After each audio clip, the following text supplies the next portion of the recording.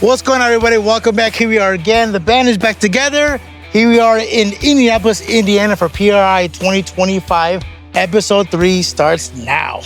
Let's go. What is up, guys? We're back. Internal podcast. We're here. All the boys are here. First day at PRI. Saw a ton of things. Had a great time. Boys, let's talk about it. Yeah, internal pod with the boys. Nice way to catch up. Saw you guys, 3 weeks ago when we were in Tennessee? We're seeing each other a lot more recently. Yeah. And, Once a month is becoming a thing. Yeah, once a month is honestly a great time. Great excuse to get away from like the usual, routine that we're all into, work. This feels like a little vacation, honestly. We're just doing fun shit, which is awesome. Yep. So, first day of PRI, I think was honestly, it felt just like Jack said, mini SEMA. Yeah. It felt like mini SEMA. It was a lot. And there was Not a lot even of so things many, going bro. on. That place is huge. Yeah. We walked. I don't think it was that big, but it is.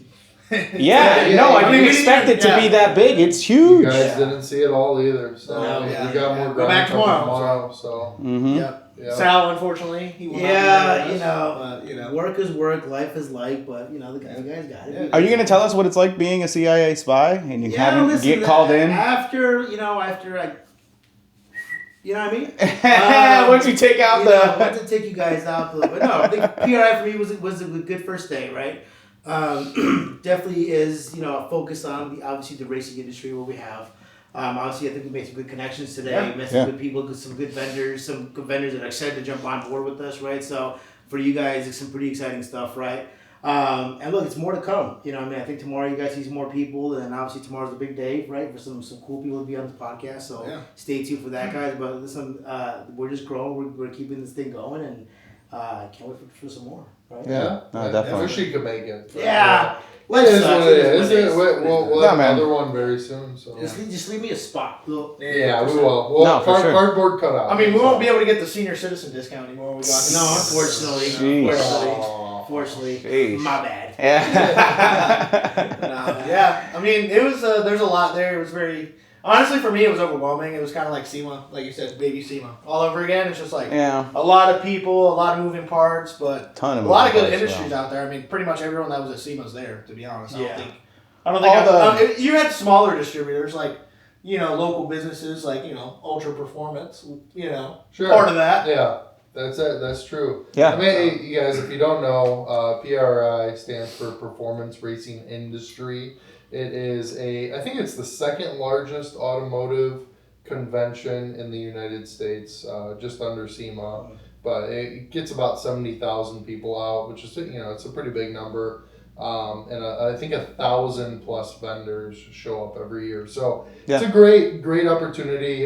You have to be part of the industry to go. You can't just show up as a pedestrian. So you have to work for a company and or work with a company that works in the auto industry to get in the first place. But it's a great opportunity for us to network, talk to the people that are behind all the cool products, a lot of the racing products, superchargers, turbos, all the good go fast parts that you guys see on the market. You get to talk to the people that make them. All the dedicated race teams had a little booth, a booth set up there. Yeah. All the dedicated race companies had their own, set up there. Not as many not as many displays of cars. There was less cars. No, there was very few, but it was all there was a freaking Koenigsegg there. I don't know if you said that that's right, true. But you still saw some 500. Well, yeah, you were over there fanboying over murder. I saw some street outlet guys. Those guys are cool, but they got $500,000 race cards, right? Which is the very few cars that are at PRI are top notch, famous cars. And is Morgan's truck out there? Maybe we have to look for it. Is she there? I know she's there. She was signing autographs in one of the booths, but I believe her truck's there. I imagine. We'll look for it. I'll look for it. Yeah. Always nice to get. And then seeing Lee's Scrap Life Lee's freaking Helifant swapped Supra. Dude, I watch his channel all the time, so seeing that thing in person, oh my goodness. Yeah. All the JDM guys are like, you're on the car. Mopar guys are like, Oh yeah. One for us on that one. Yeah, definitely. So, what was so in the NHRA booth? There was a Hellcat in the background. That wasn't a drag pack, was it? No, that was just a Hellcat. But that's the thing. It's like I went. I was looking at it. I was trying to look through the hood vents, and they had carbon fiber covers, so you can't see anything in there. So I wonder what's in there. Maybe it was just a roller. It could have just been a for roller. display, or they got some stuff on there that they don't want us to see. So but knowing Dodge. Yeah. Stuff hidden. Yeah. Who knows? Yeah. Maybe they're just gonna build like the next car. Not really, but It's the new. The speculation. I mean, shoot. When we were at Roadkill Nights, remember Matt was telling us, he's like, one of the cars we're gonna unveil is here, like in person. You just nobody knows. Yeah. So I still don't know what. Oh, he did say that. He said, look around. He kept saying, look around. It's right in front of your face. Like, what are you talking about? Because everyone thought it was the electric Charger and it was the Hurricane. But even more than that, I think there's something else. I think there's something else. Because that whole event was for them to introduce the SIXPACK. So obviously that's not what was hidden in plain sight because they talked about it. Right. Exactly. And none of the concept cars were there. So and they talked about the Durango Hellcat, so it wasn't the Durango Hellcat, obviously. I don't know. I'm excited to see what it is. It's funny how, we try to be in the know, but we're in the dark too. We actually don't know that much. We we get these little trickles of what seems like solid information, but we don't really know. No, and that's the thing. It's like they don't tell us. Well, that's like everyone that reaches out to us, like, oh, what are they gonna make? What is this? And we're like, what you see us post is what we know. That's it. Exactly. Yeah, but I would feel different if we knew everything. Be like, oh, I already know. You know what I mean? Yeah. Because at least now we're genuine. We're genuine with the reactions. Yeah, and we're in a good spot. Yeah. I'll tell you what, they do a good job at hiding this stuff. We are in as far as you could possibly get. Bothering as many people as possible. I've had coffee with Matt. We're having coffee. We're sharing dessert. Over with Mark. The designer. We're having these crazy opportunities. I thought we were going to get Mark. Gets information out of them, so almost. I felt like Mark wanted to tell us more, but he didn't. He's like, he knows more. He knows more. No, he knows. He's the designer. He knows. We gotta take him out to lunch. Yeah, we're like, hey Mark, we're in town. Come out. Oh man. No, but PRI's been fun. Finding the sign was a challenge, huh? We walked around for a minute just trying to right beside it.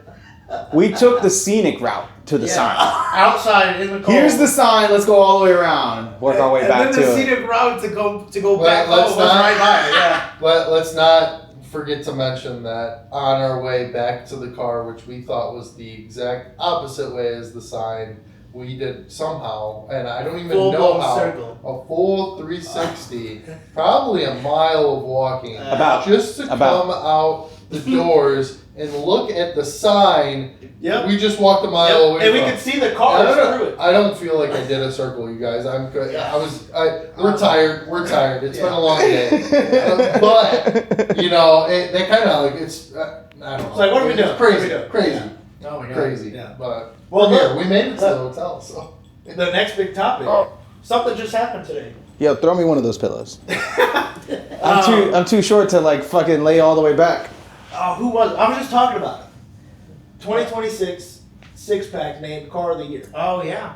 Was it Motor Trend? Motor Trend. No. Car driver. What? Let me look it up. No, it wasn't car driver. It was like something gear. I want to say obviously it's not Top Gear, but like. Was it Top Oh Gear? man. I'll find out now. Car of the year. Yeah, because I saw that today, scrolling on Instagram. Remember I showed you that? And I was like, oh, wow. Yeah. TopGear.com, U.S. Car of the Year for 2026. Yeah, that's crazy. Dodge Charger 6-pack Scat Pack. Yeah. And that's crazy. Which is honestly awesome. awesome. As y'all know, we just got to drive those cars. So all you haters. Dude, listen, I'm telling you, I've had to explain this to my brother, who is a huge V8, he's just like V8 head, right? Yeah. And he hears inline 6 and he thinks of like 2JZ. He's thinking like, oh, we're going tuner style now. But I told him, I was like, dude, I had so much fun in that car. We ripped it through the mountain. I was just telling Ricky about one of the videos that I have on the SD card that I was like, all right, we were going too hard. But we were sending those cars, dude. It was so much fun. So they didn't care. I'm nervous for when they start hitting the streets in South Florida and now they're 6-packs just dusting the Hellcat off the line, they're going to. They're not gonna. You get into illegal speeds. We're gonna beat them. All-wheel drive is a problem. Yes, but on a regular street light where we only got a couple of blocks before you got to hit the brakes, they're gonna dust me and it's gonna be annoying. All right, I want you guys to think about this just for a second. Come up with a number 1 to 10. What would you rate the new Charger? Seriously, honest hold on. opinion. Are we doing Okay, wait. Yeah, I was about to say overall or driver experience. We got put in the car. For you guys that don't know, we got put in the car for an entire day. Yep.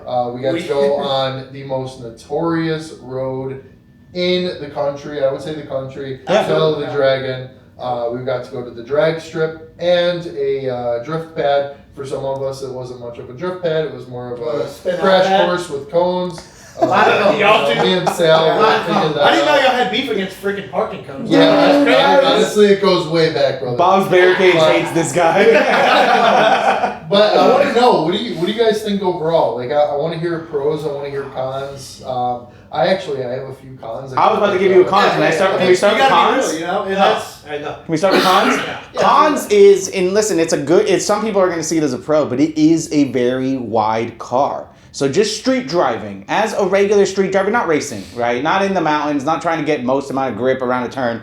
Just street driving, it made me a little nervous because I'm in a regular lane, people are leaning over a little bit to you, and it made me a little nervous. I drive a wide body Hellcat, and it felt wide. I will say, when you first got in a Dodge, it felt big. Oh yeah. Absolutely. So I would say, like, when it comes to the size of the vehicle, that's something you do get accustomed to. Of course you get accustomed to it. Yeah. I do agree. Yeah. It is super wide, you guys. But it also added to the fact that 4,800 pound car. It was tearing up the. That's why we were able to take those turns. No, that's why I'm saying some people are going to see it as a massive pro. Yeah. But I'm just giving the con perspective from a regular street driver who's not ripping it through the mountains. Sure. Just regular street. I'm thinking about street driving, Miami traffic. Fitting in a parking spot. I'm trying to make it home in rush hour traffic, and it's a wide car, and I'm like, holy crap. So there's the con. I kind of agree with you, but at the same time, every one of us sitting at this thing right now all have wide body cars. So. No, exactly. So it's the same to issue. us, it's normal. So we don't think of it like that. Like, I mean, you have the OEM one, so it's like what, 1.5 inch. It's a 1.5 inch on each side or something. OEM plus. Oh, No, it's an inch on each side, so it's half inch on each side. Yeah, and then you got something like that. 5-inch flares. My car's 10 inch. We should measure our cars. Yeah. Well, we have every brand wide body besides what? Cherokee, Lions is the only one. No, we're both Cortez. Is there Rocket Yeah, but I'm saying Lions is the only one we don't have in our circle. Correct. Rocket Fun. Right? There's also Liberty Walk. Liberty Walk. Rocket Fun doesn't make same thing. I think Liberty Walk is not. Does it look good? Does it look good on the Mopars? The Liberty Walk? It's got a Liberty Walk kit. That's right. It looks very Liberty Walk. Yeah. Well, my Challenger SIXPACK, it was a wrap. Liberty Walk kit, but it was the same one. So yeah. But So I guess definitely the normal daily every body car, they would definitely be like, this car is very wide. So yeah. But I don't think it's a problem for an actual problem, but it's one of those things that you upgrade from a Civic. Yeah. You're gonna feel like, holy crap, this car is huge. Do you have any cons? Cons. Honestly. It's a good car. I told you guys I was a fanboy for the EV SIXPACK because I drove it. I wanted one. With that car, I think the only con I really could say is maybe, obviously it's from factory. The wheel gap. Wheels, yeah. You know what I mean? Like, oh yeah. They're never gonna lower a car from factory. Of course Unless not. it's like a sport trim or something crazy like that. But every car I've owned has been on bags. So the wheel gap, that's big for me. Sticks out to you. Exactly. So it's like, as soon as if get my hands on one of the SIXPACKs, like, I'm lowering it. Either lowering it or I'm putting it on bags. So probably bags, but I would say that's only the con for me. That and the sound, I would say, because V8 guys through and through were used to having the whine of the supercharger, but now you can hear the turbo. I wonder what kind of lower. So it's different. Here's a pro. Yeah. When you lower an all-wheel drive vehicle, there are times where you run into issues. with the axles being at too much of an angle. Yeah. So the fact that it's so wide is actually going to lessen up that angle between the axle and the differential. So we actually might be able to get away with lowering them. It's a big thing. There are BMWs out there that you buy that if you lower them, the axles will pop out. And you just can't. Yeah. So I'm hoping that the aftermarket support works out really well. They lowered, Mark Trussell lowered the... Yeah, they lowered the... I'm forgetting the name. It's blanking out on me. Not the dude. The dude was the truck. Yeah, purple one? Yeah, the purple one. Yeah, Striker purple. The Striker purple six-pack. Yeah. They lowered it an inch, he said. Maybe an inch and a half. It looked great. The wheels they had on it, the brass monkey wheels. I wonder if Direct Connection is going to have that set of springs. I wonder what what I'm talking about is lower, like, Ricky's car bags. Squatty. Yeah, bags. Actually, which, I mean, even with I would like to see it, though. It look good. I'd love to see it, especially with, like, a nice front spoiler and it actually touches the ground, like, All right, we're still talking about cons. So, wheel gap. Yeah. Is that the con? I would say that's it. But yeah. But you guys are talking about, not to get off topic, but you guys are talking about like the aftermarket support for these cars and stuff. And like Direct Connection, they do have a lot of parts for like the 2025 EV chargers and all that. But I just saw a company, I think a couple days ago, that actually makes a full aero kit now. I saw that too. I saw that in my feed. It goes all the way around. And it looked good. It looks really good. It looked good. Actually, the one that I saw was like gloss black. Yeah. It was gloss. With anything, you gotta give it time. There's going to be more and more options like well, that's this. the thing, if we get our own cars, then we can use those for development purposes, send them out to companies. R&D. Oh, man. Yeah, exactly. I'll start scheming. No, I mean, I don't know. I wouldn't know how to do it, but I would definitely be guinea pig. Yeah, if I had to give it a con, and trust me, I had a lot of fun in this car, but there's one thing that really bothered me. And this is probably something you guys can all relate to.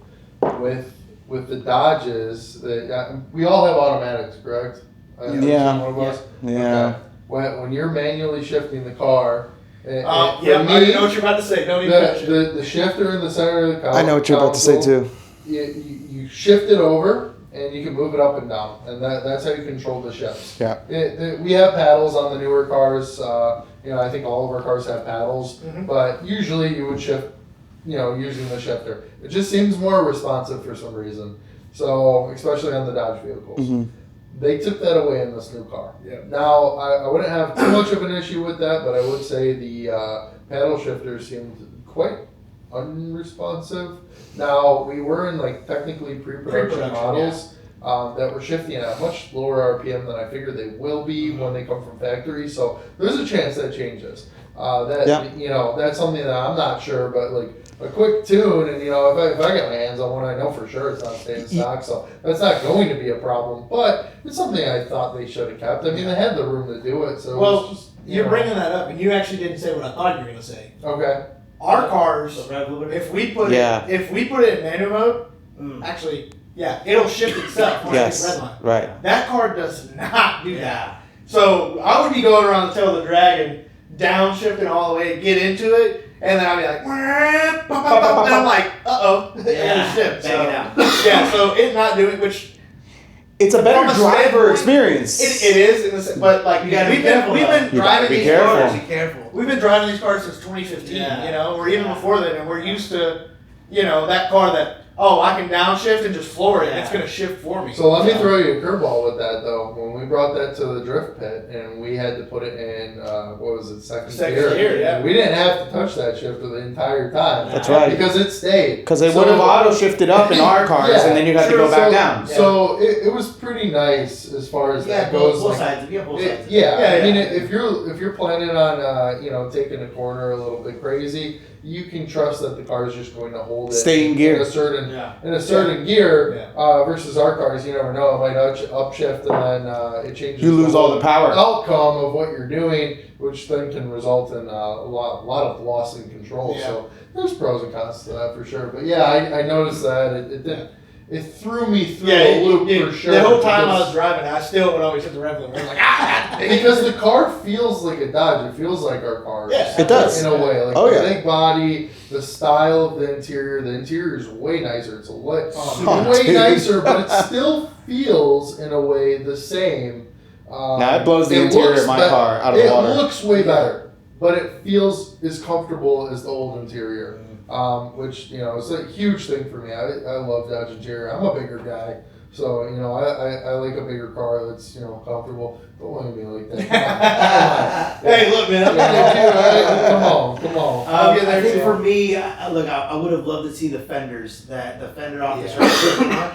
I would have loved to see those fenders on. I think at the small little adjustment. Yeah. To see those fenders on there, that would have been just, I would have set off good though. So besides that, I think like you call it. For me, the glass. I like the glass roof. Yep. I like Panoramic. Yeah. I didn't think I was gonna like it. Like, dude, in a muscle, whatever. But I'm like, damn, it's kind of cool. You see, So everything. So in a weird way, I sticking your camera out doesn't have those fenders because that car is it's really refined, but at the same time the body isn't, and we're all really into aftermarket support. Yeah. So it's like a blank canvas. Yeah. We can just put our own touch on the car like completely, and then everybody's is going to be different. It's a one of one immediately. Yeah, which is what all of our cars are now. So exactly. So and it just seems like an easier car to do that to. Less curves. It's more customizability. If you want to get custom fenders, you can custom fenders, custom side skirts, and they should set the car off way different than everybody else's, which is cool. So, I get it, though. Those fenders are really cool. Sal didn't really give us an actual con, though. You got to give us, come on, what's the standout? He's like, I'm trying to give You don't have to, maybe the other part is that I wasn't the biggest fan of the hatchback.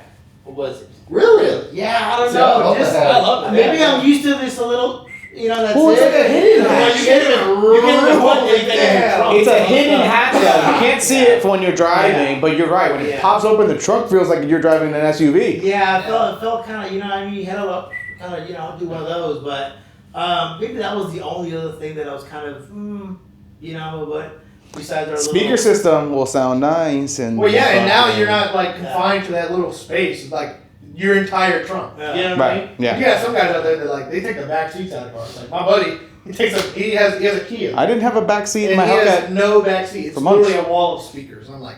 But speaking of back seat, does it really take that much weight off? I weighed it. It was almost 75 pounds. For what? In back seat? It's like a person. Yeah. Yeah. What? A child? What kind of person? It's a very small person. Yeah. No, but honestly, it makes when you're trying to shave milliseconds off of the clock. I think it makes a difference. It makes you feel better. It makes you feel better about I left it all. I gave it the best shot I got. I don't know.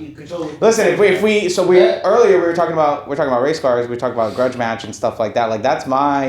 That's the only way I can have any sort. It's just shed the weight, dude. I might lose weight on myself. I don't. Before we get Okay. into the grudge match, I need those final answers. What do you guys? We don't. 1 out of 10. Oh, well, I guess we did. Oh yeah. Okay, so we did cons. You're right. We did cons. Well, So 1 out of 10 overall. Wait, So let's do one overall pro that we each have. Let's do favorite part. Favorite. Sure. Favorite part of the car. Favorite part of the car. Sure.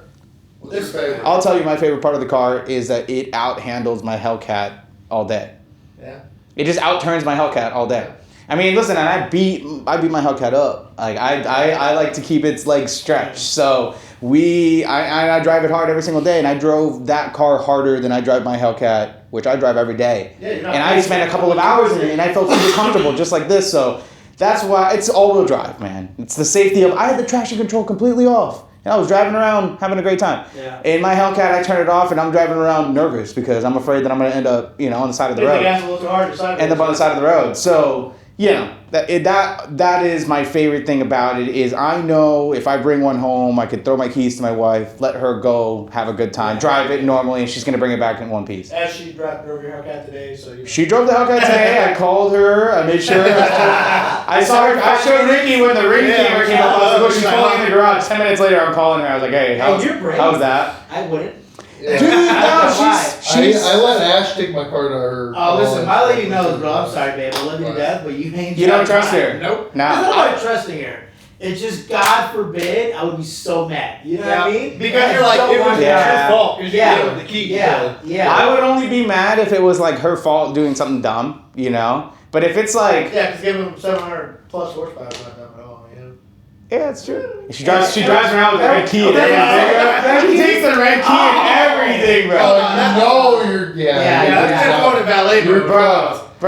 So I'll try to find the clip. If I can find it, I'll try to play the clip. But I've got videos of her rolling into the neighborhood, and there's like kids on the side of the road. They're like this, and she'll give it a little, she'll give it some gas. You hear the supercharger, and it's like it sounds good. Yeah. But all right, so that's my favorite part of the car, handling. Favorite part of the six pack. Honestly, at least just gauging. Well, okay. This is very broad. I'm gonna say the interior. Obviously, seems decades ahead of what we have. Yeah. But honestly, the one thing I like the most about the interior, well, I'll say two things: ambient lighting. I like the ambient lighting, because it's something we do our. It's all aftermarket. But that it's in there. You can change color. It's awesome. Yeah. Heads-up display. Heads-up display. And like you have the Camaros that came out. The Camaros have it. It's so nice. It's so nice too. And like you seeing that, it's just like I don't know, like I don't really care to look at the gauge cluster 24/7. So you just being able to cruise and look through the windshield and see it. It's like it's the little things that really like set it. Makes this. I'm glad you mentioned that. Luxury, which absolutely is not usually Dodge is all about grassroots, tough. Muscle, and then this car, it has some sort of elegance about it that really brought that out with it, especially that heads-up display. It just makes the driving experience so much cooler. Yeah. And well, you were talking about like the handling and stuff. It's like Dodge still they make a straight line fast car, but now it seems like they're venturing into like the road car type scene of like what is it I'm trying to think of what the word is. Like road course cars. Okay, right, yeah. Being able to take the curves and be able to be competitive in that type of competition. Right. Different. They don't, listen, you don't want to have the connotation like, oh, your cars can't take a turn. And honestly, that's not true. Because I drove my Scat Pack, my actual Scat Pack before the six packs, through the tail of the dragon, had a fantastic time, kept up with the Z01, kept up with my brother's 2SS Camaro that's heavily modified. Had no problem keeping up with those guys, So the muscle cars have never been an actual slouch in that sense, but people kind of have that connotation that they are. Well, now it's all-wheel drive, and they'll never be able to say that again. Yeah. In my opinion. I think it was crazy, but yeah. Well, I know in the car being 4,800 pounds, it doesn't feel like it at all. No, it's very nimble. Which again, we're all used to very heavy vehicles, but. It is very nimble. Yeah, my Hellcat's 4,600 pounds, I think. Really, really well, and I know the tire setup obviously is important with that too, because of the stance of the car. It works. My favorite pro about the car is definitely something that hasn't came out yet, but it's going to be the aftermarket support. I'm huge on power. These cars, we're watching them at Roadkill Night. Get swapped into other vehicles. Morgan, congratulations. She just got into the 8s in the quarter mile. Crazy, dude. You guys, this is a stock bottom end, stock block car. This is, in order for other cars, such as like, let's say a 2J, you have to build those motors to get these numbers. We're seeing things out of this setup from factory that are blowing things out of the water. And granted, there's some 2Js out there that have done it before, but it's a different type of setup for Dodge, but it's not a different type of setup for car culture in general. We know if someone says an inline 6 twin turbo, what we're going to get out of that, and that's going to be a reliable, well-balanced, tons of power. And I'm really excited to see what happens with that, because I think if things go the way I think they will, we're going to see a lot of 1,000+ horsepower vehicles really quickly, and we're going to see the downpipe tune era of Dodge, which is very odd in a sense, because usually you're thinking about doing headers, pulley, maybe E85. But now it's going to come to the point where you can buy a Dodge, put maybe $2,000 to $3,000 to $4,000 into it. That's it, and get something that makes twice the power. Which I'm very excited about that. So. The downpipe tune era of American muscle car is crazy, but it's true. Yeah. That's what's right around the corner. Yeah. And you're right. It's going to be massive power gains. Those cars are gonna be scary, dude. They really are. Look, and the one thing I'm looking forward to is like, you got the Durango Hellcats, you got the Trackhawks out there, running slicks on all four corners, right? Yeah. Seeing a Charger with slicks on all four corners. That's gonna be sick to see. Oh, I'm rolling the windows up. I'm just like, I'm turning the car. I close the exhaust valves. I just let them know I'm not interested. I'm not interested in this race. For me, I'm really curious what they can get the weight down just by stripping it out. I mean, the interior is really nice. Like we keep saying, the interior is really nice. That means it's heavy. Yep. Nice materials are heavy. Yeah. Strip everything out. Take the ECU out. So my car. Let's see what we can get it down to. I would like to see a sub 4,000 pound car that's all-wheel drive, and at the click of the button goes to rear wheel, and really making 1,000, 1,200 horsepower. What it's gonna do? We might see it be a competitor with the Trackhawk and the Hellcats. We're gonna see. I think it's actually gonna surpass those just because of the weight differential. Yeah. And the power is not. It's not hard to make that much power out of an inline six. It's not. So we'll see what happens. It's gonna be crazy, man. I think mine was the line lock. When we went to the drag strip, right, and just held it, right? That was cool. I think we all hear stories about you guys years not holding and just it held it, so that was pretty cool. And then obviously just making the pass. Like I knew I wasn't gonna lose it, I wasn't gonna get squirrely with the all-wheel drive. Like we're good, you know what I mean? So I just kept it on the floor, just went and made that pass. I think that was consistent, right? I think all of our times were just for the most part the same. Yeah, they're all of our times were within a time. Yeah, I think I had the fastest one. No, but not out of all the badasses, but out of us. South makes that's a really great point. That car is so easy to drive fast that all of our times were pretty dang close. Like it's hard to do it wrong. Consistency. I've done it in my Hellcat. Launch control failed. If all of us brought a Hellcat out to the track, the same Hellcat, we would not all get within a time. Absolutely. Because you're focused so much on the launch. Driving it. What are you going to launch it at? How well did you warm up the tires? You don't have to worry about that really with this car. It's in a good, safe, consistent zone. I almost don't think the line lock was necessary for the car itself. I mean, it's all-wheel drive. It boogied right off the line. I mean, it felt good. I posted that. You guys can see it. It took off. Well, I don't think I've ever seen a car. This is like I had a 2016 Hellcat, so launch mode you just hold the brake a little bit and floor it, but it blows the tires off, so it's kind of pointless sometimes. But seeing it actually shows you how much pressure you're putting on the brake pedal, and you have to actually meet a certain level for the launcher to actually go. Yeah, that was cool. So my Hellcat will do that, but it's just I think the 2020 plus like the U-Connects are just a little different. Whatever the gauges are just a little different. So it'll do that, but I'm telling you, man, out of 5 launches I'll do, you fail 2 or 3 of them. It's like if you're trying to do your racing and you're gonna fail 2 or 3 out of your 5 launches, like you lost most of your races. So or not, you know what I'm saying? You at least you blew the tires off longer than So yeah, that's what I'm saying.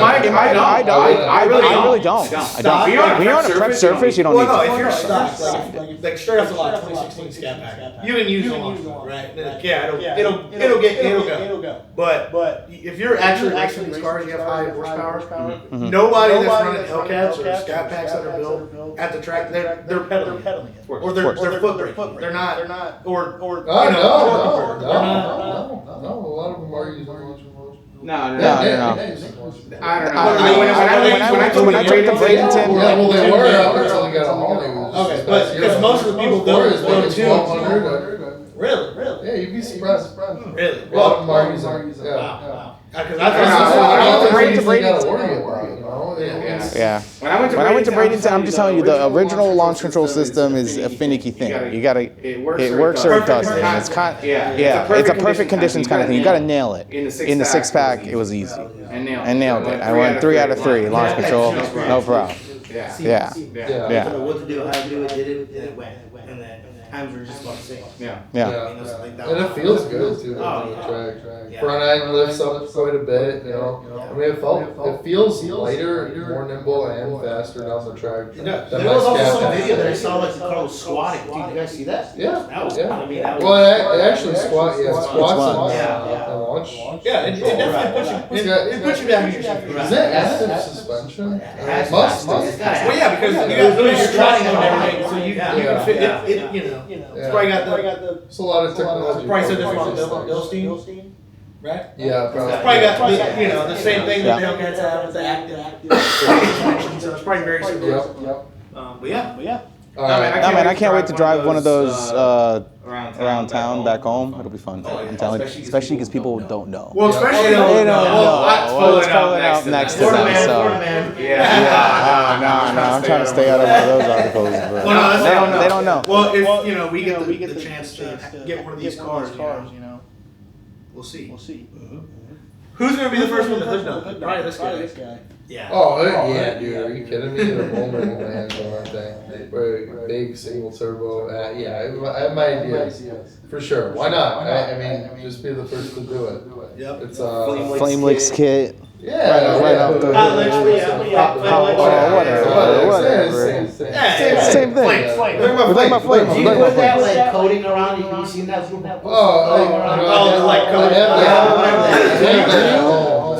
you break the sauce? How do you get flames like your flames? That's How do you get? Tell us how you get Ultra SRT. We won't tell anyone. No, we're gonna post this online. I don't know if I want to tell you guys. I already know. I see inside of it. Is it really that? Is it that secret? No. So the secret. Hey, for the 5 people watching, hope you're listening. Take notes. No, I mean, all it takes is a Hot Links kit. Shout out to them. They've been really cool with me. Hey, I burnt up quite a few of their kits and just broke them because of stupid negligence, but they've always sent me another one. So, they're super cool. Look them up. It's one of those kits that, as long as you install it correctly, it's probably going to work forever. If you get carried away, you can end up with some issues. Maybe a blown up car, maybe some engine problems. Because what you're doing is you're dumping fuel into your cylinder, and if you do it too consistently, you'll wash out the cylinder wall and ruin the finish, and your cylinder won't seal properly. So you can ruin your motor using those kits if you do it stupidly. If you over. Now, if you take your time and you do it when it's warmed up, with the right setup, the right fuel, and the right tune, you can consistently split those flames without any issues. It's really easy. Yeah, all you have to do is put it in either neutral or park, rev it up to red line, hold the little red button. So to red line, I mean, you can do it lower than that, it doesn't really matter. Preferably to red line, hold the little red button, you'll see your RPMs start going down. And then right before, what? Floor. This is why you have to go. I've been doing it around my car. Hey, my step pack didn't No. So what you do, you're redlining it, right? Your foot is all the way down on the gas, all right? And then you're going to press this red button. Your foot's just going to stay there. You're not going to touch the gas, and it's going to decrease, and then right at about 1,200 RPMs, you let go of that red button, let go of the gas first. Let go of the gas, let go of the red button, and your car will catch itself. What you're doing right there is you're actually killing the ignition to the motor. So the motor, it's no longer running. It's still spinning because of momentum. But if I keep holding that red button, it'll just stop. It'll go all the way to 0 RPMs and it'll just die. Then you got to restart. Should we tell them about the cool thing it does if you don't hit the gas? You just push the button and then let off the button? This is exactly what. So The cool thing it does. So luckily I have a really well built motor because if you don't, or if it's OEM, you're going to end up with some crazy backfires. It sounds really cool, which is great. Which by the way, I can't say exactly why this happens, but I was having an issue with my car when we were in Vegas, and the car wouldn't stop redlining no matter. Oh, I remember that. Dude, you can let off your foot off the gas and then keep redlining. It would stay at 5,000 RPM. So it wasn't adding throttle. but it was doing it, and my initial thought was neutral wasn't working. I was putting in neutral, it wouldn't stop. There was a problem. We figured it out, by the way. But up until then, my initial thought was like, I'll use my hot lips kit without pressing the gas to like lower the RPM and like get it to stop. Well, I did that, and I went down to 1,000 RPM, and I let go of it. And the worst backfire I've ever heard in my entire life came out of that car on the highway. And I thought I killed somebody. You guys, it was the loudest noise I've ever heard come out of that vehicle. Some loud noises come out of that vehicle. I mean, I was stunned. I was like, there's no way this just made that noise. And everything. Did someone just shoot at me in an SUV across the road? There's no freaking way. And luckily, the car is fine. But let me tell you, I got so scared. But we're good. So yeah, that's all it takes. Wow. Really, it's very so very nasty simple. backfires if you press the button but you don't press the gas. You're literally like it just pauses everything, and then it's just like extra like, fuel. And if you have a 2015 plus Challenger, Charger, or actually any Mopar vehicle, it's a lot easier to install these kits than the previous. I know the years. fuse number.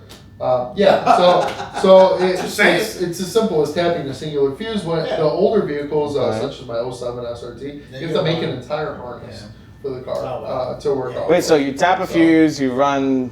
Pull the fuse box out. There's spark in the motor.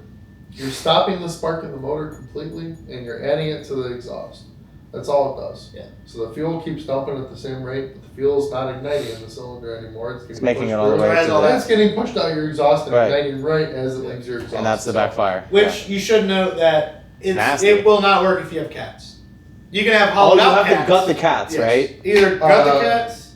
Do you have? I don't know. Talk about gutted cats? No.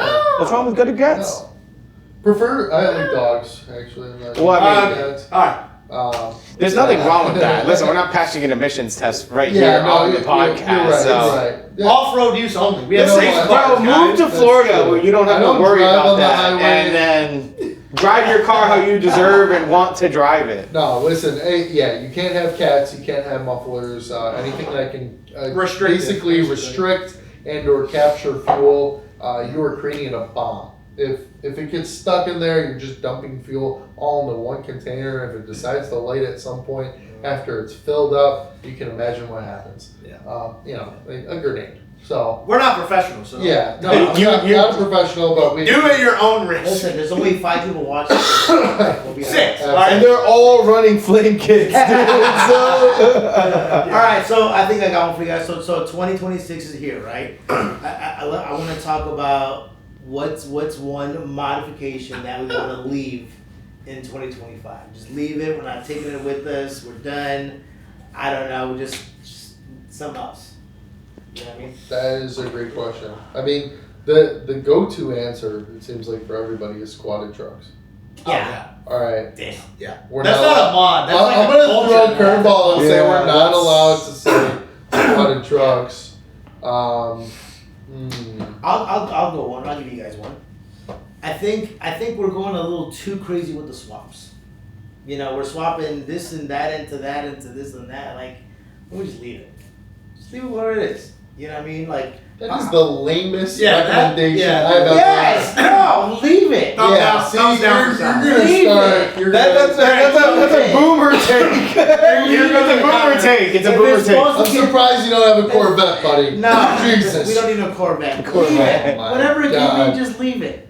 Why would I don't need a 2JZ in my truck. Leave it. I don't need it. Keep it. I mean, I agree you don't need a 2J. No. But listen. But they're getting a bit obnoxious. You don't think so? You're not understanding the grasp. You're not grasping it. No, I'm grasping it potentially. Swaps are all about the creativity and being able to put something. As long as they're legally funded. What did we see? Wasn't there like a Honda with a Hellcat engine? What was it? Some kind of or was it the Hellcat? 350Z. Yes. That's actually, I mean, why not? Scrappy, I don't know. I don't just. Why not? That sounds sick to me, Next year dude. we're gonna That sounds so dope. Next year we're gonna put a Hellcat in a little one of my kids' little toy, little yellow. I got my niece niece a little toy Hellcat ride-on toy. She fucking loves it. Yeah, my son has one too. Yeah. All right, go yours. You know what? You're getting so much heat for this. That's fine. I feel like Comments are about to blow up. That's fine. I feel like I have to. We have to take clip that. It's just be like, We have to clip that. Leaving Fine. swaps. No, I know Leave the some swaps. people, including the guy next to me, is not going to agree with this, but Me? I don't know. I don't like themed vehicles. Oof. I think we should get rid of themed vehicles. Now, granted, here's the thing. I go back to Fast and Furious, and I look at where that culture kind of spiked in the early 2000s, and I get it. But there's something about a completely stock car coming around the corner, dressed up like Iron Man, for instance, that just it hits a That's nerve under my get skin that it just unleashes the biggest cringe you could possibly come up with. That someone went out to Walmart, bought a freaking Iron Man glove, glued it to their center console, and paid $6,000 for a wrap to look like their favorite superhero. And they're 55 years old. Well, you say I don't know. That's I mean, just- I get it. You say that, but like you said, a completely stock car. Sal's car is clearly far from stock. Well, but here's the thing. Yours isn't really Sal's themed. is not a themed. Yours Mine's not- is I don't think your mine's a brand. theme. That's you. Yes. You know what I mean? So But I agree. when I say theme, I'm He's talking talking superheroes. He's talking, yeah. Yeah, like I don't know. Halloween. Yeah. You're right before that happened. Yes. You know, Yes. you're not You're like Indiana Jones. Yes. You know, Whatever. you have your own style, Yeah, your own 100%. thing. 100%. In your cars. But I really can't. I can't stand the themed cars. It really drives me nuts. Now, granted, you know, respect all builds, which I don't. Yeah. So those are the ones Everybody's that I got don't. listen, everybody's got their own story. I get it, but I do feel like you're right. There's 100 of the such and such themes and 100 of this theme. Like if everybody gets the same theme, like that's why like you got to be creative. Like think of your own. Yeah, and you did come up with your Right. own thing, Yeah, which is right. different, Right. and I respect that. Yeah. So you know, it's just Yeah. it gets Theme really to that point where it's like you're it's almost like a tribute vehicle. Yeah. But these people don't know you. So it's just odd. I don't Which know. I think I've even heard like some people getting like sued by some of these companies. Like, Yeah. So, like, what about like somebody with a Lightning McQueen kind of rap? Yeah, Like, you think you don't like that? Sued for that. So- But so Does that fall into? Because I'm just It trying does. to think. I think it does. but it's also like I think it most does. of the people that do that theme, it's for the kids. You know what I mean? So It's if you're great. doing I was something- just well, about to say that's that. also the other thing. What most is the doing goal? things for the kids. Allegedly for the Now, kids. if you're going to a car show every weekend and trying to win a car show, and you got a Lightning McQueen themed car, and it's on a freaking Camry, you know, it's gonna bother me. I'm Yeah, well, gonna that's look at it a and be little like, far yeah. fetched. That's a far fetched. And no one's Really not doing that. No one's far-fetched. spending thousands of Yeah. dollars on a Camry wrap. You know, it's like All right, this maybe is not not The Camry, RAV4 is more but than a car, let's- Yeah, it's you not know, happening. I've seen a lot of V6 muscle cars out there. Well, Which look, is pretty yeah, crazy. yeah. It's funny you say the theme thing because when I first started out and joined a car club, we all had to have a theme for our cars. So mine was the Headless Horseman for some reason.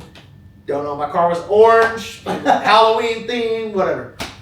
But that did not live long. So. You should change your Instagram handle to Headless The Headless Horseman. yeah. walk around with like a suit on every day. They're not carless horsemen. Go ahead. You want to go? Car, Yo, shots fired. Headless Horseman. Look at that. Headless Horseman. Car still works. It's slow though. Turbo. Lamborghinis for me. What? Lamborghinis. He's wearing. He's in his Dude, Your for me, Fitzmobile. for me, honestly, dude, you might have to go because I cannot think of one right now. What's that? Obviously, squad trucks, but like trend wise, honestly, I think mine's gonna be very abrasive to some people. Hellcat logo on the side of the car. Hellcat head on the side. Yeah. For the Mopar Yeah. series, because honestly, like Yeah. 95%. Jose's Oh, got to guys. cancel his order for that. I gotta go. No, Hey, cancel that team. Yeah, I gotta go to T to cancel my order. I just think it's a very overplayed thing, and I love the Hellcat logo. It looks awesome, but it's like one of those Me Too mods.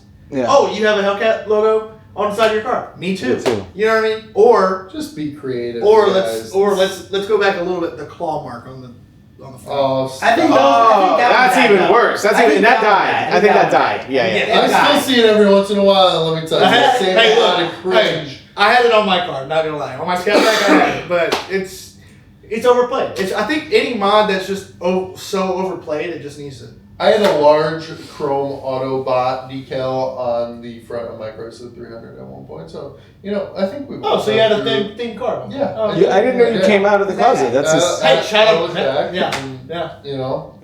I'm disappointed. Nobody else got it. I tried to roast them too. You guys didn't hear it. You guys didn't hear it. But I'll let it go. All right. What do you think? I gotta feel like I got a general one just because it is so. I mean, listen, South Florida's gotten super strict because of these kind of like the takeover stuff that's happened. The number of people that have gotten hurt. That it happens in South Florida all the time to the point where like they've gotten super strict on the road. The speeding laws have gotten crazy. There's a super speeder law that'll like automatically. There's a super speeder law in South Florida now that if you're going triple digit speeds and they clock you, you're automatically going to jail. You're automatically impounded for 1 month, right? And there's a maximum of like 6 months in jail. So you could be in jail for 6 months on a speeding ticket, which is crazy. That'll ruin your life. You lose your job. You're not coming back to a car. You probably lose your car by the time you come back because you got to pay the impound fees. You got to the whole deal. So it's crazy, and it all stems from the street, the sideshows, like that kind of stuff. It's super popular in South Florida. I mean, you see a lot of it. I see it on Instagram where people will like DM me, like send me like a flyer, like, are you gonna pull up to, this place? The so and so spinners are getting together, and I'm like, hell no, I'm not pulling up to the spinner show. Like I'm not. Get my car hit? I don't want my car getting hit. I don't want nothing to do with that, bro. I don't want to end up on a headline. So and so goes to jail or what. Like it just makes it's such a bad look. So let's leave that in 2025. It's a bad look. Hey, listen, American muscle cars are fun to spin and they're easy to spin. That's why people use them for that kind of stuff. But it makes us all look bad. Yeah. And I want to play devil's advocate real quick for the takeover kids, which is crazy because I'm not a fan of takeovers and I don't think they're good for the community. However, when I was younger and a lot dumber and a lot less to do and a lot less to look forward to, I'd go out, when it was snowing and do donuts all day long. That's different. Going out on your own and doing something on your own is different than like shutting down an intersection. It's different, but the community has been given a lot less opportunity nowadays than it was before. Drag strips are closing like crazy. That's true.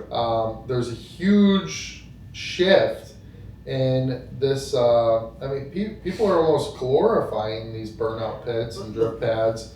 And the thing is like the competition is where brands and the community can really find enjoyment in things. There's no competition when it comes to those things. Yeah. I think that's the problem though, is competition is in the automotive scene is only open to people that can afford it.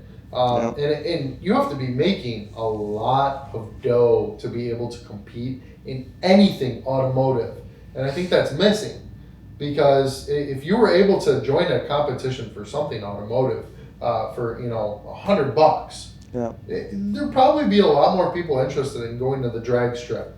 If they didn't have to spend an arm and a leg, which is easier said than done, but I think we should be a lot more inclusive in bringing these kids into the scene and showing them how to build their cars. And every single car at these in the middle of these intersections is slow. They're not built. There's nothing done to them. They can spin the tires. They're just spinning the tires, which, trust me, any guy out at a drag strip can do, but there's competition, and that's what makes it fun for us. And I highly recommend you guys. It takes $20.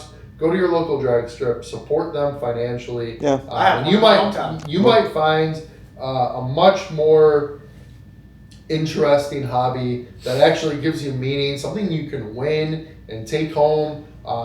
And it gives you actual real life stories that aren't about running from cops all night. I sound old when I say this, but really it gets old. So I've been there, I've done that. It is old.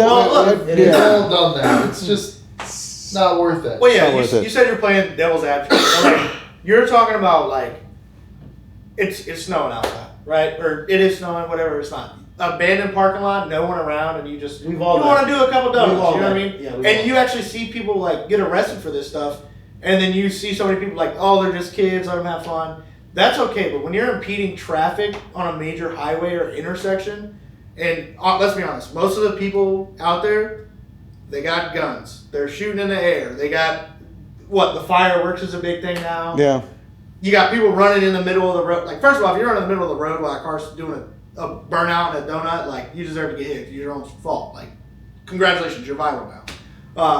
But like you were saying, like with the local events and stuff, and it's like, it was one of the comments that a lot of people made about SEMA. They're like, oh wow, it's a takeover culture now because they have a burnout pit and a drift pit. It's like, if you can do that in a sanctioned environment that's safe, why not do it? No, give the local people a safe place to do that. It's not a takeover event. That is, yes, they are encouraging you to spin your car, do donuts and burnouts, but it's a safe, protected area that you can do that. Exactly. So why talk crap? Listen, if you had a local track that had a burnout pit that was dedicated for this kind of stuff, you wouldn't be having a sideshow down the street because people would just go to the track. They'd pay their $10, $20 to get in, and they go spin their car there. It's like I did a burnout pit in my hometown in Yuma, Arizona. The only event there that they had something like that, and it was like, oh, cool. You know what? Let me do it. And it was like, we just did the burnout pit with the SIXPACK. We just did the burnout pit. That was awesome. Yeah, and that's fun. Yeah. But at that point, to your point, the people that are actually, if you're watching this, I want to know,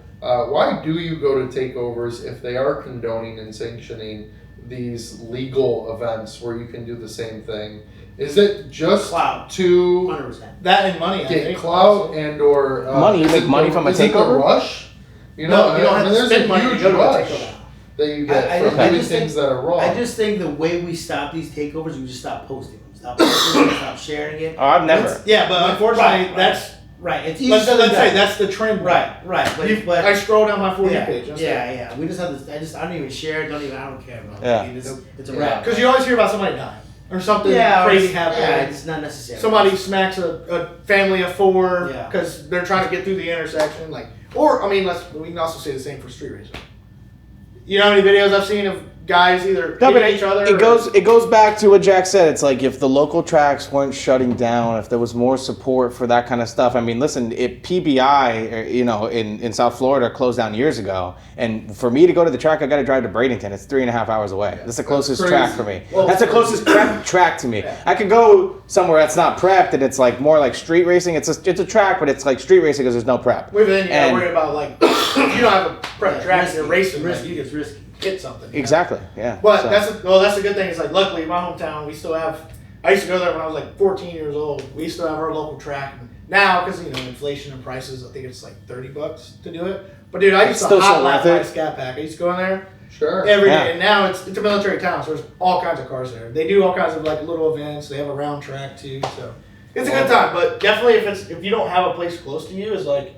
Frustrating. Well, I want to, That's how people end up on the street and doing stupid shit. Yeah, because I want to do something. I want to drive 3 hours, and let's be honest, 9 times out of 10, if you race your car, you're probably gonna break something, and you don't want to be 3.5 hours away from home and have to pay for a freaking tow truck. Yeah. You know what I mean? Yeah. So, but yeah.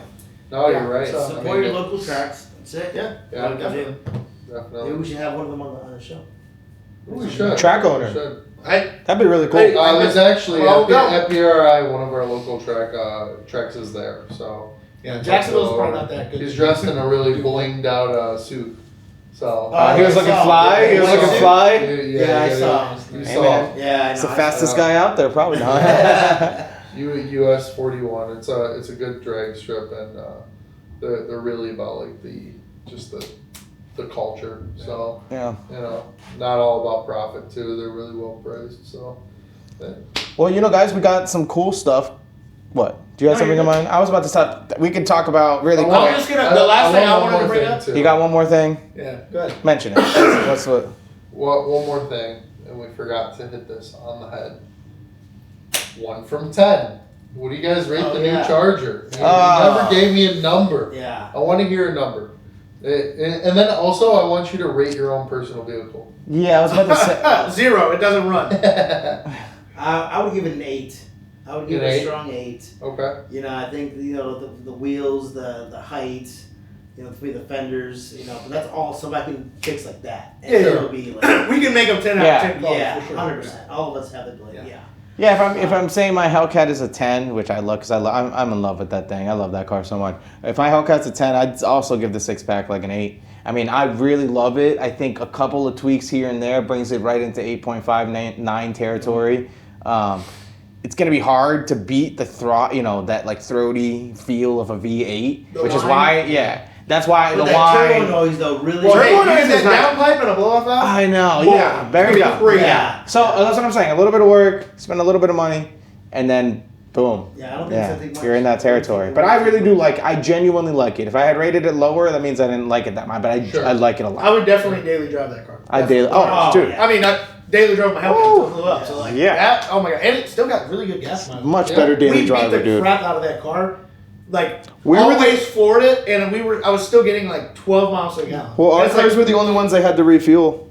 Yeah, they were. Yeah, that's true. Yeah, we were driving. We brought them back in, and the guy was like, "You guys only have 75 miles left. All right, we're gonna put these in to get fueled up." Yeah. I think for 75, 60 miles left or whatever. And that wasn't even halfway through the day. That was like that was the morning session. The morning session. Yeah, we smelled like rubber, dude. It was so funny. Oh, what a great time. So 8. What do you got? I'm gonna have to say 9. And I think a lot of that, no offense, stems from me not having my car now. I can see that. Yeah, I enjoyed it so much. Put you back in the driver's seat. I was smiling the whole time. Yeah. Like, you did not see me in that car not smiling. True. That and the reaction from everyone else, like, what are these cars? What is this? That was fun. I love the body lines because, like the people that actually know Mopar and have followed it forever, 70s Charger, 69, 68, body lines, tail light, front, all of it just resembles it. And I'm an old Mopar guy. I love the classics. Yep. So, I'm gonna say like a 9, man. And I think the only reason it's not a 10 is I priced out the exact car I was driving, and it's a little bit over what I wanted to pay. I did too. A little over. I did too. Apparently, I cannot afford demonic red seats. But maybe they can make it happen for us. Man, if you're listening, bro. If you're listening. If you're viewer number 8, hey. Yeah, Sarah, I know you're watching this. Just put in the good word. That's amazing. Yeah. All right, 8, 9. What are you giving it, Jack? I'm gonna come in at a 7.2. Hey, that's specific. So the reason I say that is I think it's about a 1.8 after a downpipe and tune. I think it needs just a little bit more power. It feels fast. Wait, it's a 1.8. I'm confused. Say that again. It's a 7.2. I think it could be a 9 with a short amount. It's 1.8 away from. Okay, I got it. Short little bit of cash tossed to the side. Yeah, you said it's slow because you haven't, Well, no, it's not. You guys, it's not that. It's just when I think of. Yes, it is. When I think of, for instance, the Hellcat, I know what it's like to drive a Hellcat. I'm just comparing it side by side comparison, that raw feeling that you get. Yeah. I think it's just 1.8 points away from having that exact same feeling, but also being much faster than a Hellcat. It's just the feeling. Again, it's a lot more luxurious. So it's not. It's exciting, but it's also comfortable. I think that takes away. Yeah. It takes away from like just that raw feeling. Yeah. Because it's so comfortable. Right. That's true. So there's a lot of pros and cons with this vehicle, and I highly recommend you guys go out, get in one at a dealership. It doesn't cost anything. You got to take one for a test drive. As long as you got a driver's license. Yeah, as long as you got a driver's license, go take one for a test drive. If they got a Hellcat on deck, go take one of those. Go take a Scat Pack, compare them. I want to hear y'all's opinions on it too, because the car is really cool. It feels like a Dodge, but it's a total left swing at it that we haven't seen before. And 7.2 for me. I think it's really close. You repeated almost what Sal and I said. You just started the baseline a little lower because he said couple tweaks brings it up from the same thing. A couple tweaks brings it up, and like you're just talking about big tweaks, bring it up. Yeah. So I get that. Those are not big tweaks though, and like no, they're not big tweaks. They're big tweaks to a person walking onto a lot. Yes, but for instance, a car guy, that's not a big tweak. I get that. Yeah. I guess, but like switching wheels is like for instance. Like a Supra owner, like the Toyota Supra. The only Supra there is. The new MK5. It's a BMW. Yeah, BMW. You go buy that car, and it's like a custom thing. Like everyone does it to go get a downpipe and a tune right away. Like that's just the thing. You have a few grand set aside when you buy the car to do the modification, and then the car is way more fun. And I drove my buddy's MK5 when it was stock, and it was pretty underwhelming. I mean, the car felt really refined and nice, really well balanced. He got a downpipe and tune, a few grand at it. Felt like a supercar. Yeah. So that's my point. Is this car is that's fair. Really close to being extremely fun. And right now it feels really, really refined, which I almost don't like. I like when it kind of feels like you don't have raw. You like a little more raw. Yeah, well, and that's the thing. Like with this car, like Dodge is definitely like you said, the inside it's like a luxury car. From what we daily drive now to what that car Anything I daily drive now is a luxury car. Oh, Except for OEM Plus. Damn, this feels nice. Yeah, I don't gotta worry about the wow. Dragging the Mission's place. I'm like, whoa. Yeah. You guys are like, holy crap, I don't have to worry about making it there. I'm actually gonna make it. Wow. Nah, bro, listen, I'm telling you, I'll get in the Hellcat in South Florida. It'll be like 60 degrees. I'll put on the seat warmer. Oh my God. The fucking steering wheel's heating up. Florida, I'm in the Hellcat. Florida man gets cold over here. And then a Tesla pulls up and gets gapped. So it's cool. It's cool, My man. seat is made out of metal. Yeah, I was gonna say. I sit in a tin can. Bro, we're such different car people. We all have like our own individual style, you know. It's amazing that Dodge has brought us together for this kind of experience. And we got cool shit coming up. Unless you guys want to talk about anything specific, we can start kind of wrapping it up. But we got, in January, we're going to be in Arizona doing Radford. There's the Barrett-Jackson auction. That's you got talking shit right there. Oh, yeah. And somebody's giving me their lunch money. I'm just saying. Probably gonna be South. We'll get into Radford. We're gonna have to. You guys better bring pull out cash before the Radford trip. I want to make sure you guys are good for it. I want to make sure you're good for it. No, but honestly, guys, if you're still here with us, thanks for tuning in. The podcast is a good time. Getting together with these guys is always a good time. We're gonna go ahead and sign off for this episode of the pod. We definitely got more stuff coming. So like, comment, subscribe to the channel. And we'll see you guys for the next one. See you guys there. Let's do it. Exciting, guys. Take it easy, guys. Good night.